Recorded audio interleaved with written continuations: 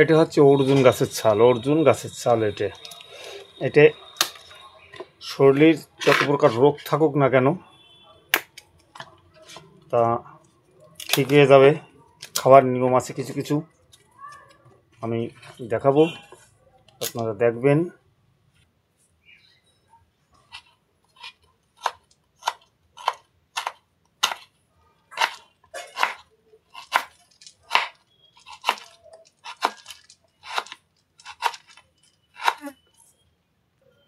এই বয়ামে 4 লিটার জল ধরবে।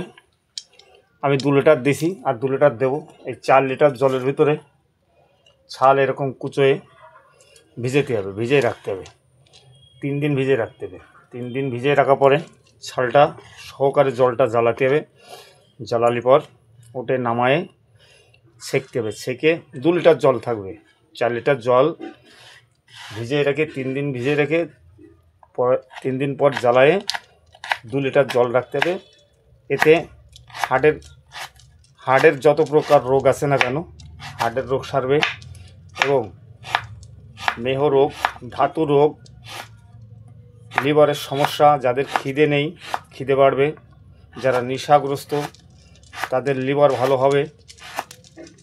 এতে জন্ডিস সারে, বিভিন্ন সমস্যা থেকে এই ছালে, এটা অর্জুন গাছের ছাল,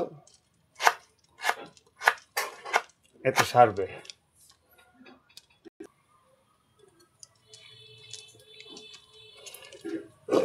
চার লিটার জল জ্বালায়ে 2 লিটার রাখতে হবে, ছাল সহ জ্বালাতে হবে। জ্বালায়ে ছেঁকে নিয়ে তার ভিতরে 100 গ্রাম মধু দিতে হবে। 100 গ্রাম মধু দিয়ে হাফ কাপ করে সকাল সন্ধ্যায় বাসি পেটে,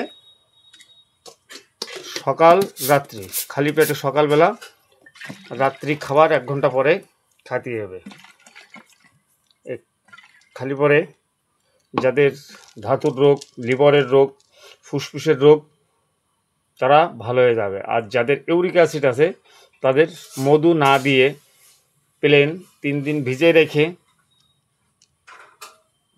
জ্বালায়ে 2 লিটার বানায়, 4 লিটার জল জ্বালায় 2 লিটার বানালে সেকে নিয়ে সেই ওষুধটা খালি তাদের ইউরিক অ্যাসিড বা মাথায় সমস্যা সেরে যাবে। জয় বলেন।